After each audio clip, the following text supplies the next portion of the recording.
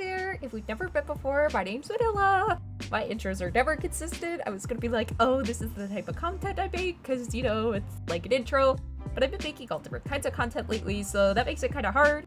I have quite a few videos that talk about Pokemon ROM hacks, but my last two videos have also included some obscure history alongside the ROM reviews. Like, in one video I talked about Space World 97 and the beta edition of Pokemon Gold and Silver that was released at that event. Heavy emphasis on the Space World 97 part. And if you're like, oh Vanilla, what is Space World 97? A little card should be popping up on your screen right about now so you can go check it out for yourself. Which you totally should, but watch that after this since you're already here. And I don't know how to say this, but you're not allowed to leave. You'll have a front row seat to my amazing Legend of Arceus gameplay, so why would you want to leave? Now, maybe you're thinking like, oh, what is this video gonna be about? I'm sure you saw the thumbnail and the title, so you probably have a bit of an idea. We're gonna be looking at Pokemon and Yokai and how they're connected to one another. So I think I should probably start you off with like what a Yokai is exactly, but I think saying that there's one particular definition of what a Yokai is kind of misleading. In my opinion, especially after reading the book of Yokai by Michael Dillon Foster, a yokai is something that's existence is founded in real-world experiences. That's to say that their existence is often related to something that's going on in the real world. For example, some early iterations of the Kappa may have served as warnings to children to stay away from the water because it was unsafe, or they may have been used to explain why cattle went missing, since Kappas like to drag them into the water. But now Kappas take on a much different role. They have almost completely dropped their vicious characteristics and have become more light-hearted creatures. Sometimes they are a figure meant to remind people to respect the environment. There are oftentimes statues near lakes and rivers to discourage people from littering. The more modern version of the Kappa may be more relevant to most of us, especially when we're looking at something like the prevalence of yokai in video games like Pokemon, but I still think it's my job to provide some context, because yokai are much more than their existence in a video game. I feel like I would be doing a disservice if I didn't explain things to you thoroughly, and I feel very strongly about this for a very particular reason. When I'm doing research for a video, I always try to get an idea of what other content creators have made. If I had to sit here and put in all this time and effort just to make a video that's the same thing someone else has made, I think that would be a huge waste of time. So if there's one thing I pride myself on, it's being honest. So I'm gonna do just that and be honest. I was less than impressed with some of the stuff I found about Pokemon and Yokai. I don't even know how to say this properly, so I'm just gonna go for it. I don't know if a lot of the folks making content about Pokemon and Yokai have done enough research before making their content. Not everyone likes to sit with their face in a book and think super deeply about things, and that's totally okay. I can understand that might be boring for some people, but that doesn't excuse the blatant regurgitation of Wikipedia articles and other websites that are the first two results on Google. I was able to sit and follow word for word the articles some of these creators were reading off of. It's not only that, but it's always the same Pokemon that these videos are talking about. You'll find that the Pokemon referenced in this kind of content are listed on Bulbapedia as having connections to the exact same yokai that the videos talk about. This creates a closed circle around the topic because creators are all saying the same thing, and then the Bulbapedia articles say the same thing, but almost no one is citing their sources. And then on the off chance there is a source, it's almost for sure Wikipedia, but then there's a good handful of yokai whose Wikipedia entries are supported by one or sometimes no sources. So then the question becomes, where did any of this information come from? Even though I posed the question, I can't answer it. I haven't been particularly inclined towards folklore and the supernatural in the past. It's just not something that I've had a profound interest in, but Japanese and Chinese culture and history is. I think that's what influenced my perspective for this video. I was looking at the claims that these creators were making and thinking to myself, where did you learn that from? Maybe the information about some of these yokai is just considered common knowledge among the yokai oracles, although I kind of doubt that personally. Also, I think the yokai oracle probably looks like Sensei Lindu. But I think some of this undocumented information is getting spread around because someone says or writes one thing about yokai and then it's just accepted as fact. Then that information has been spread around with no actual idea of where the concept even originated.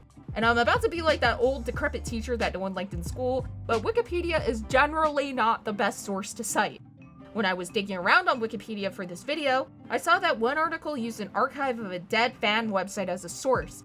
It was like Neopet style, but for yokai? Like, no, I don't think that's a credible source. But let's start exploring some of the Pokemon yokai comparisons I've seen. Let's use the example of the Kappa from earlier. You may have heard that Lombre is based on a Kappa. Let's just break down what that sentence means. To say something is based off of something requires a burden of proof to prove the connection. I don't think it's right to throw around the phrase based on without any context. You can call it nitpicking if that makes you happy, but in the case of Lombre, I would still agree with the general sentiment and say that aspects of its design seem to have been influenced by the Kappa. I'm not saying it's definitively based off of anything because I don't have first-hand proof, So all I or anyone can really do is make an informed assumption. And it's for that reason you're about to see why I think many interpretations of yokai and Pokemon parallels are extremely shallow. The Japanese name for a Pokemon is something that we ought to consider first. Does the name give any reference to a yokai? Sticking with Lombre, its Japanese name is Hasuburero. If we break it down, Hasu refers to a plant called the sacred lotus, and burero, which refers to a sombrero. The sacred lotus has a cultural significance in Japan, as it does throughout Southeast and Eastern Asia. It's commonly associated with Buddhism, and the website Kyoto.com suggests that, with its short-lived blossoms springing from durable roots, the lotus suggests reincarnation. The wheel-like leaves and the spike-shaped petals imply the perpetual cycle of existence, while the pure flowers arising from mud symbolize the enlightenment any person is capable of achieving. While the sacred lotus seems to have an association with purity and divinity, Lumbre's dish looks more like the green leaves of the lotus rather than the flower to me, but that's just my interpretation. Then the second part of Lombre's name refers to a sombrero, or a hat, and Lombre is wearing the lotus as a hat, so that checks out. Next, I've seen a lot of discussion about Lombre's turtle-like beak being another indicator of its association with the Kappa. If you look at more realistic depictions of Kappas, I don't really see the resemblance too much. The Kappa's beak is more turtle-like, and I've never really looked at Lombre and thought, yeah, that looks like a turtle. Kappas are also usually depicted as having turtle shells, and obviously Lombre doesn't have that. It does have the webbed feet that are typical of Kappa depictions, and it's also green, like a Kappa maybe, so I think that's another good point. Also, the rain dish hat thingy on the top of its head is a feature of a Kappa as well. Kappas have a little dish on their head. Although Lombre's is kind of exaggerated, it serves a similar purpose, which is to catch water. The word Kappa actually comes from river, kawa, and child, warabe, and they are often depicted to be the size of children. But just because a Pokemon may share physical characteristics with a yokai, that might not be enough to draw a direct connection between the two. Even though we're just talking about Pokemon and yokai, that doesn't mean we should be making stuff up. I think it's important to also look at the history of the yokai and then the Pokemon's lore to see if we can make any further connection. Kappas are a very well-known yokai in Japan, and like many yokai, there are a lot of regional stories and nuances surrounding Kappas. But while there are differences, there are a lot of commonalities. Michael Foster, the scholar who wrote the book of Yokai that I mentioned earlier, even stated that a few folks he interviewed said they didn't know what a Kappa was until they heard others talk about it, but they instead described a similar creature called a Gamishiro that was also known to pull children into the water. When talking about yokai, we also have to look at personality. Kappas, like a lot of yokai, are generally depicted as mischievous creatures. Sometimes they have been said to challenge people to sumo, and they have a love for cucumbers. Lombre's Pokedex entry also indicates that it's mischievous. In its Ruby entry, it's said to enjoy tugging on fishermen lures and watching them become frustrated. In the Japanese encyclopedia, the Wakan-san Saitsui, Kawataro, also understood to be Kappas, are noted as emerging from the water in the late afternoon to steal vegetables from farmers. Lombre's Pokedex entry indicates that it's most active at night, so we can see yet another parallel between the two. Now, you may be thinking that this was a long-winded way to say that Lombre shares a lot of traits with the Kappa. I personally think it's important to talk about it in depth. I would have a problem walking around and saying that something is based on something and not having any proof to back it up outside of, well, it looks like it, so it's the thing. Or maybe even worse, Pokemon are Japanese and yokai are Japanese, so they're related. It just makes me cringe so bad thinking about it. Please don't ever make assumptions like that and say them out loud. I guess I'm just some rando on the internet, so do whatever you want. I'm just saying, I've seen it in real life and it's painful to watch. Like, even in the case where I wholeheartedly believe that a Pokemon isn't based on a particular yokai, I have reasons to back it up. Not just because I say so or saw it written down somewhere. I could be here for a while, going back and forth about why I think that certain interpretations aren't super accurate, but I'm gonna pick one example that I think gets my point across the best, and that is Duskull being based on the Chochin Obake. A good rule of thumb during my research was, if it's not in the book of Yokai, there's a high chance there's not going to be much information elsewhere. In this case, that turned out to be true, because as you can see from this image of Oiwa-san from Katsushika Hokusai's Hyakumonogatari, there's no text explaining the story of this yokai. Oiwa-san is Katsushika's depiction of a character from a famous kaidan-mono or ghost play called Yotsuya Kaidan. I'm not going to get into the specifics of the play since they're pretty morbid, but the lantern in Katsushika's image has text written on it that begs for us to pray for the soul of Oiwa-san, and the face coming out of the lantern is supposed to be Oiwa-san herself. The play is about the tribulations of Oiwa-san, which in my opinion, after reading about the play, has literally nothing to do with the design or lore of Duskull. Oiwa-san is considered a Chochin Obake, or a possessed paper lantern. Some depictions of Chochin Obake show them with one eye and not a human-like face like Oiwa-san. But even then, Duskull has a skull for a face and it looks like a tiny Grim Reaper to me. So now, when we're thinking about how a Pokemon relates to Japanese folklore or the Japanese supernatural, I think it makes sense to look at the data for the Pokemon in Japanese. Words usually get changed around in localization for ease of understanding, at least in Pokemon. The Japanese Hisuian Pokedex entry for Duskull reads, "It is said that Hisuian children believe the ghost story of a creature that wanders around during the hour of the ox kidnaps those children who behave badly. At the thought of this story, the children change their behavior." Next, the Ruby Pokedex entry states that Duskull can pass through any wall no matter how thick. If it targets you, you will be chased until sunrise. The phrasing of these dex entries differ slightly from their English counterparts, but it's not anything that changes the overall story. It's just interesting to look at. When discussing yokai, it's kind of important to not use it as a catch-all term for supernatural things. In this case, Duskull's Pokedex entries lean me towards calling it a yurei rather than a yokai. A yurei is kind of like a ghost.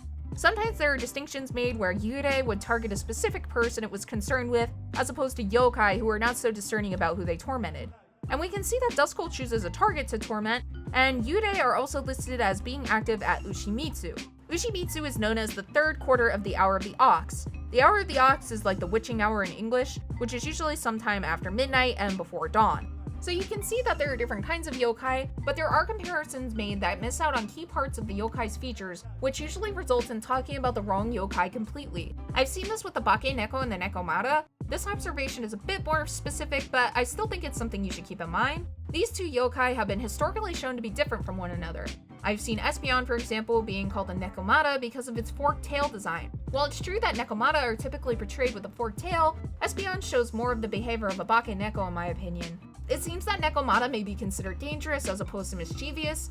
It is thought that the more a cat has been mistreated in its life, the greater its powers will be when it transforms into a Nekomata. When it gets to a certain age, its tail forks and it transforms into a yokai. This is different from a Bakeneko. A Bakeneko's transformation occurs when a cat gets to a certain age and begins to behave in bizarre manners. It is sometimes noted that the cat may talk like a human or shapeshift into one.